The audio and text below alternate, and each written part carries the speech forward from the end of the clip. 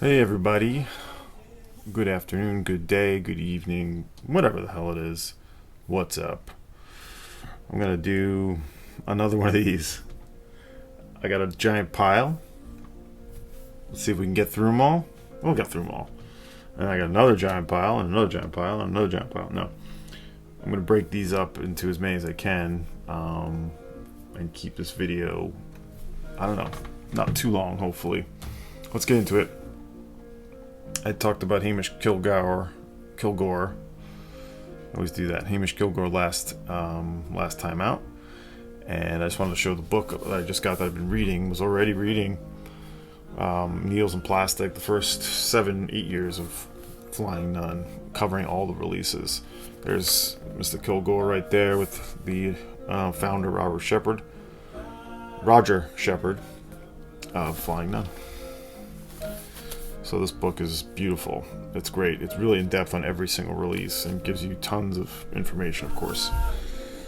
So I'm enjoying that, and I started to show this on one of the streams. The Sun Ra art on Saturn.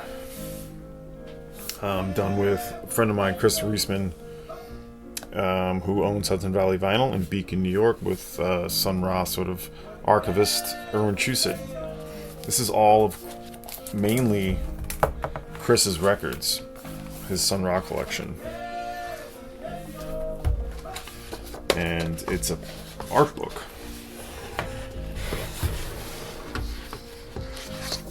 And there are a few different sort of essays. You see the handmade covers, handmade labels. This is the book plate, signed book plate. But it's all of the unique art covers, handmade, shower curtains and stuff like that, all of it. I was surprised to see an essay and sort of anecdote from Glenn Jones, guitar instrumentalist for Thrill Jockey, one of my favorite artists, who does an essay early on. Plus you have some other essays, but absolutely incredible book. I believe it is sold out, but see if you can get it. There's some label design art, so I've been really enjoying this. I don't own any Saturn pressings. There's one photo in here where you see, you see the price sticker from Academy Records in New York, and I believe it's dated 2011 when I used to go there, and it was like $60 for an art cover. I forget which one it was. At that time, I just wasn't really looking for that stuff. I had some Sun Ra at that time, but I wasn't really, $60, I wasn't probably even spending on a record then. I've surpassed that now. Oh no, here it is. It was $100, I guess. I thought I saw another one, but you can see a price sticker there, $100. Academy Records. Looks like April 5th, 2011. That's Nidhamu. So that's that on Fantagraphics Books, Art on Saturn. We're listening to Dollar Brand with Johnny Dyani, South African, on Enja. Echoes from Africa. Pretty lovely duo record. There they are. There we are. That's where I want to be. Year would be 1979. A lot of vocals on this. Really like it. Sort of a soul jazz, South African soul jazz. So we're going to listen to. A really nice cover too. So we got going on this hefty edition of New Vinyl in My Life. I'm going to start with VCLT, a record sent by the wonderful John at the Digital Gramophone. He just told me he was sending me a Brazilian record, I think he had said, and didn't say much more than that. And he sent me something I hadn't heard, seen, or anything before, called Arua.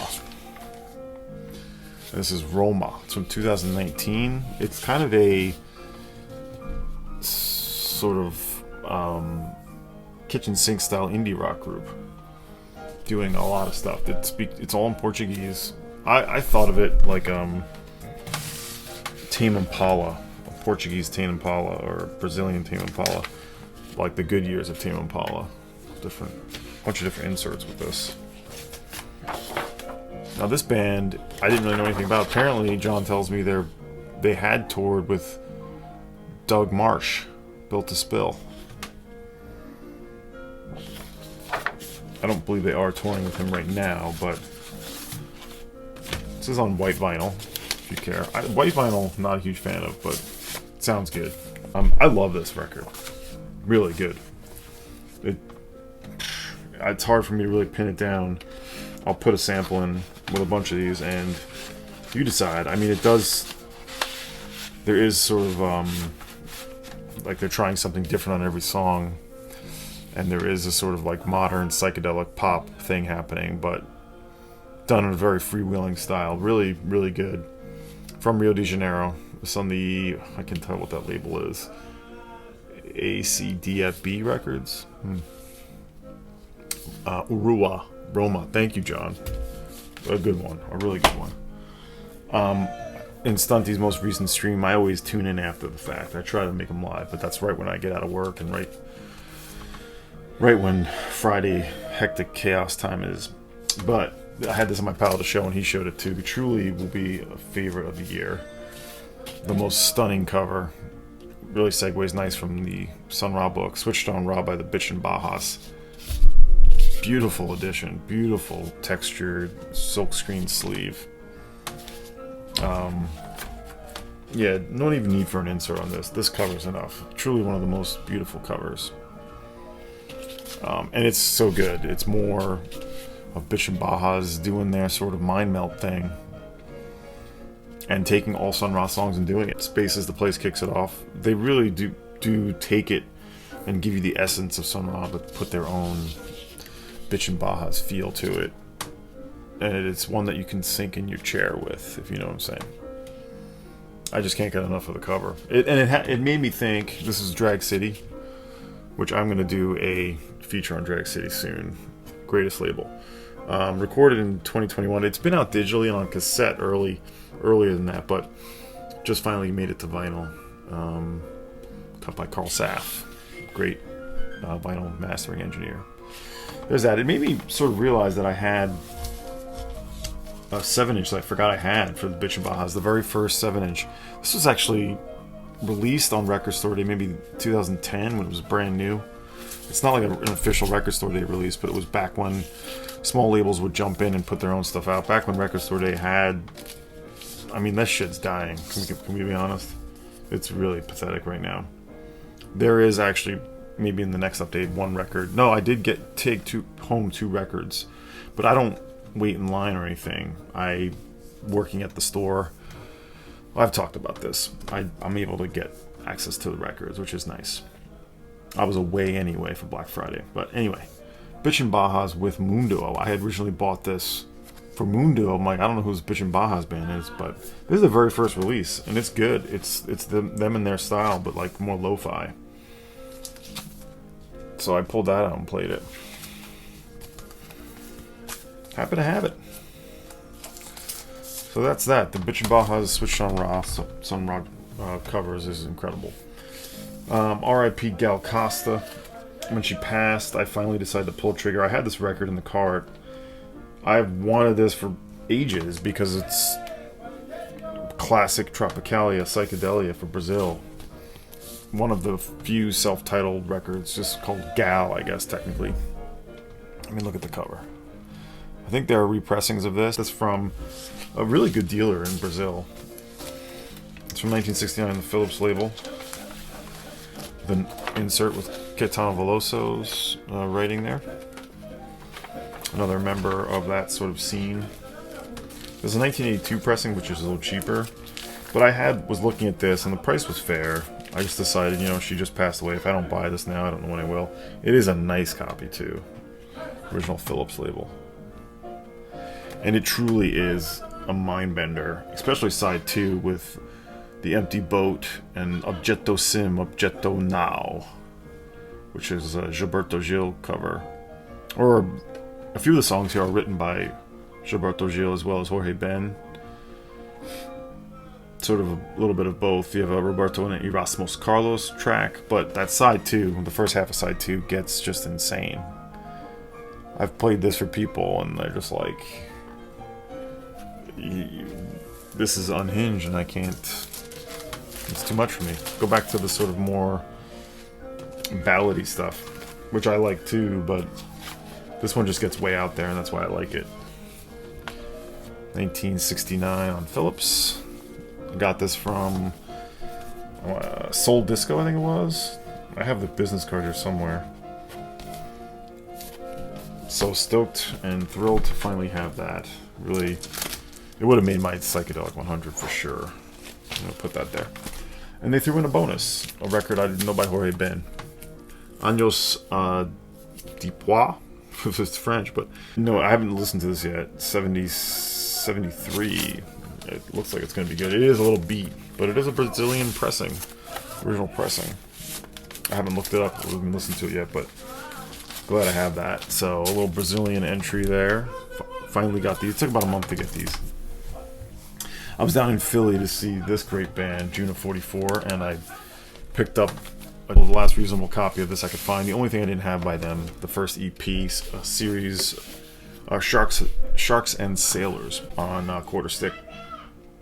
Oh, it says third pressing. Look at that. Is that right? Quarterstick third pressing, I guess. Anyway, from '96. This is a great EP, but when we were there, we stopped by quickly. We went down to Philly. It's a 4-hour drive from here. My friend Joe drove, and we didn't stay over. We did 4 hours there, 4 hours back. One day we got back at like 3 a.m. on a Sunday, but it was a fun trip. Johnny Brenda's, great venue. But we stopped into Beautiful World Syndicate, which is otherwise known as Philadelphia Music on Discogs, one of the biggest inventories on Discogs. If you know, you've seen Philadelphia Music. Their retail location is called Beautiful World Syndicate. I didn't have anything in Discogs, my Discogs want list that they had actually, out of something like 30,000 items. I don't know how much they have. But the store itself is pretty good. I mean, very reasonable prices actually. Nothing mind-blowing, but I did pick out a few. And I'll show them to you. The Live at Birdland, this was original. It was $20. I was like, oh sweet. It's on the original Trident labels. But I wasn't looking close enough, distracted by my goofy friends, and it's actually a club edition. Which they did some Impulse on club editions. That this would have come out when Impulse got rid of this label, when they were doing the more common label that you see, the black and red one. But I guess for the club, they used the old Trident label, so I didn't see that. You can see MAS 90232. That's definitely like a Capital Club edition. So it is clean, a clean copy though, and it was only $20. So I haven't been able to compare it to an original, but it is a live Birdland record. Live Birdland. It's not going to be like. I'm not really too concerned. So nice to get it. I found a Folkways I didn't have. Well, there's tons of Folkways I don't have. But Nigerian folk music by Alhaji Garbo Leao and his Goge music. This was really good. I'm glad I grabbed this. It wasn't terribly cheap. A lot of Folkways you can get for $10. This was more like 15. What's the year? 76. With the insert, of course. Percussion, drum, and singing. Beautiful. Yeah, I have a bunch of ethnic African records, but not a huge amount. So anytime I see Folkways, I'm always going to give it a look. So that's what we have there. And then the other record I got there was this Perfume Garden, a bit of an exploitation record. Chiitra Neogy. Very much sort of like sexual and sort of like getting to your inner, talking about chakras and advice to the lovelorn. Woman is like a fruit. Lila the Flatterer, the story of Mokalama and Sheja. Krishna and the lovely cowgirls. A little ridiculous, but I actually enjoyed this. There's a record that I really enjoy on World Pacific, Kali Baloo. I really enjoyed that record, so it made me think of that. Alright, we're moving right along here. Decent clip.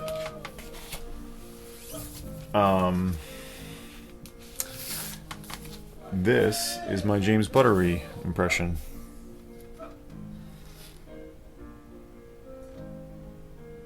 I do that, and I say that because James just showed this Wolfgang Dauner record output, and he was talking about his mustache for November, which I still have as well.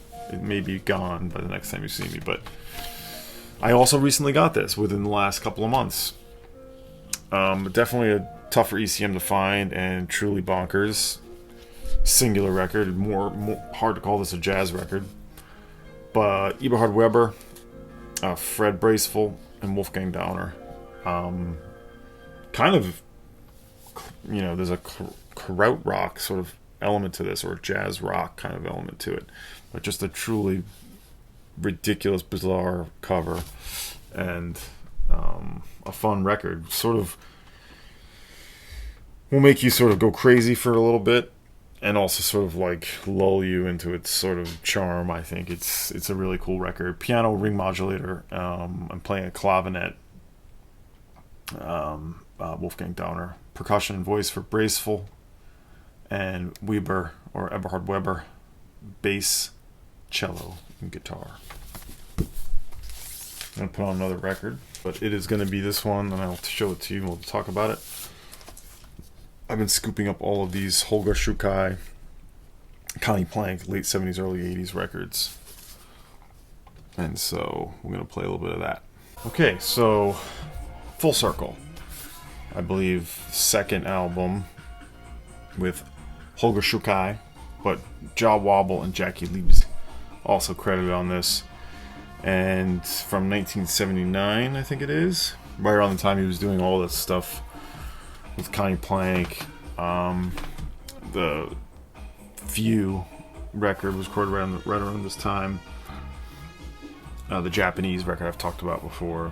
I don't know if this was actually produced by Plank, or was it just, I know it was at least recorded at Inner Space and mixed by Holger Czukay at Connie's studio. So Plank might have actually not really been involved, but it does feature this trio. Czukay playing guitar, organ, piano, French horn, percussion, radio, painting, and rhythm box. Wobble, bass, vocals, and synth. Wobble, PIL, and Leibzeit, all the percussion, trumpet, and a little bit of voice. Really cool. I love the whole sort of perspective of what's happening on these. I got an original pressing of the self-titled Trans Am record. There's a few Trans Ams I was looking for, and this one I just didn't have. Really wanted it. A great instrumental post, we wouldn't call this post-rock more so than like sort of math rock. Some incredible stuff on this though. I mean, there's some stuff that's a little dated sounding, but ultimately a real punching sort of like ripper, I think. Definitely sort of a tortoise relationship happening. Recorded by John McIntyre in 95. Was it Electrical Audio? No. But an early Thrill Jockey from 95. Even has the original Thrill Jockey label. Love it. Just self-titled. Yeah, there's like one other Trans Am record I'd like to have, but I dig this artwork too. Chicago. Here's another one. Not out of Chicago. Not even close to Chicago, but out of New Zealand. This is a reissue of a record that was done in a very scarce edition. I believe was it as a lathe cut, maybe it was, and a very limited actual LP print run. But this is incredible package, and it is Surface of the Earth, self-titled. This is released by Thin Wrist. Gorgeous textured sleeve on this. I think we still get the... Oh yeah, still got it. But it has like an embossed sort of design. You might be able to see that there. And this is like early 90s New Zealand drone, ambient drone. This is it's similar to like what Black Editions is doing. Very matte. I forget what they actually call this, but it's like a matte textured sleeve. And this is on the noisier side of things as it goes, but sort of like that dark ambient drift. Plain labels. I don't know if this is still available, but known in noise circles as a really, and the sort of experimental drone circles, as like a pretty influential recording from the early 90s New Zealand. You know, Dead Sea being the big band of New Zealand doing experimental noise. So Bruce Russell and what's his name? Michael Morley. Not involved in this, but I think maybe they had some part in this at some point. But I forgot to look, or if I looked, it was a while ago. I don't think there's any other records by this group. Just incredible. Thin Wrist. Surface of the North. Surface of the Earth. There was a band called People of the Earth, People of the North. I always am getting this confused with, but it's originally from like '92 or '3, I think it was. So beautiful, beautiful edition. Here's something different. A compilation of a band, sort of lo-fi pop, indie rock, very much sort of a tradition of the UK postcard and sour record scene, I guess you'd call it. The Cat's Miaow. I first didn't think I was going to like this, but it's a little bit twee and definitely sort of in the indie pop vein. But this is from '94 and '98. Most of their records are cassettes. I think they have a few singles that are 7-inch singles, but so they compiled a lot of this stuff here. Really great. Like I mentioned, the Galaxy 500 sort of appeal. Bell and Sebastian even. Very gentle, but very sort of lo-fi, and sort of appeals to me there, that lo-finess. But a compilation, technically not a reissue. So the label on this one, I forget what this label is. I don't know this label. World of Echo, Arthur Russell related, or reference, I guess. This next one is a bit of a super group that most of you probably will not know unless you're sort of real sort of deep investigators of the Louisville scene in the 90s. But Sonora Pine, a relationship to June of '44, I played before. This features Sean Meadows, guitarist of June of '44, Tara Jane O'Neill of Rodan, Kevin Kultis, who was in I forget what band he was in, and Samara Lubelski on violin, who would be doing her own solo recordings not too long after this. This one is also from the mid-90s, and it's a who's who of sort of Louisville. Like, they thank a lot of big names that you know. Rachel Grimes is on this, from Rachel's, recorded by Bob Weston. And this is weird. It was like a $20 album, but no one had it for sale except for one person, of course, trying to ask like $60 for it. This is the first album. There's 2 Sonora Pines. And then Record Sale DE, I believe it is, German seller that everyone will know, had it for like maybe $12, like less than 15, but then like $20 shipping. So I'm like, all right, I'll do it. And yeah, I had to wait a little while to get it, but it was weird. Anyway, great band. A little more, less sort of the post-hardcore thing and more sort of a more low-key Slint and, you know, Rodan. I mean, it's in that vein. You're gonna know the style if you know it. But I'm looking for the second Sonora Pine too. I dig what's happening with the sound and Louisville in general. This is one I got from Angry Mom. I have a lot of Angry Mom stuff I want to show that I've gotten that I'm still working through. But this one I wanted to show because I listened to it. Michael Smith, this record with some relatively unknown players on the Storyville label. This was cheap. Michael Smith, did he have something on ESP, or was he on some record? I forget.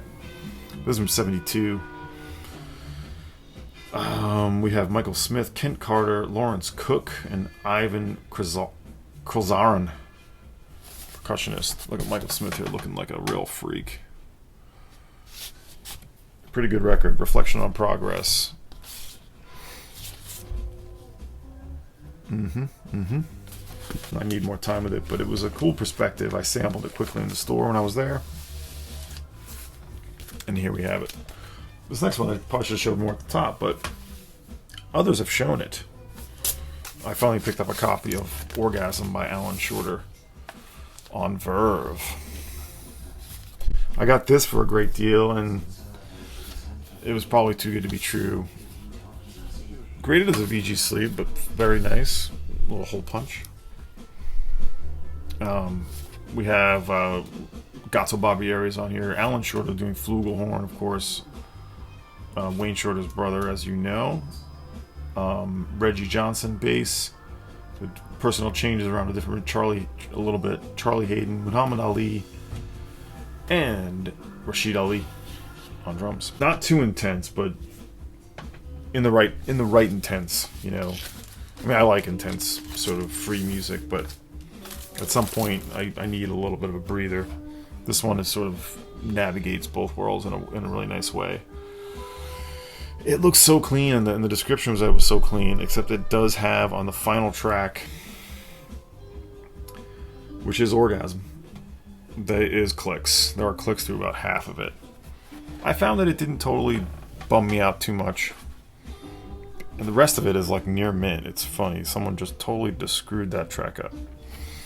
But being for what I got it for, like lower than what it sells for, so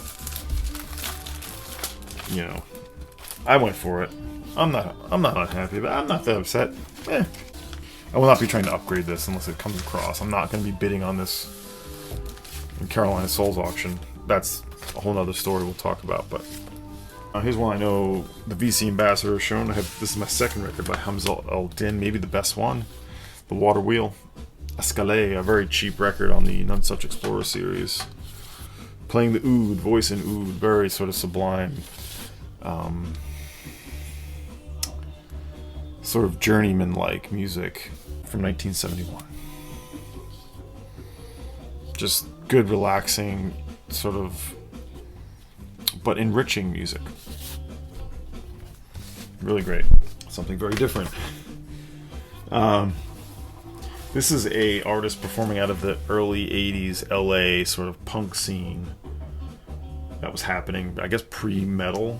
This is a weird one. This is had a few singles that are very rare and hard to find. They're sort of early death rock, as it's known. But this guy, you'll see with this cover, is quite something. This is Jimmy Smack, Death is Certain. I showed this on the Rachel stream the one time I was on.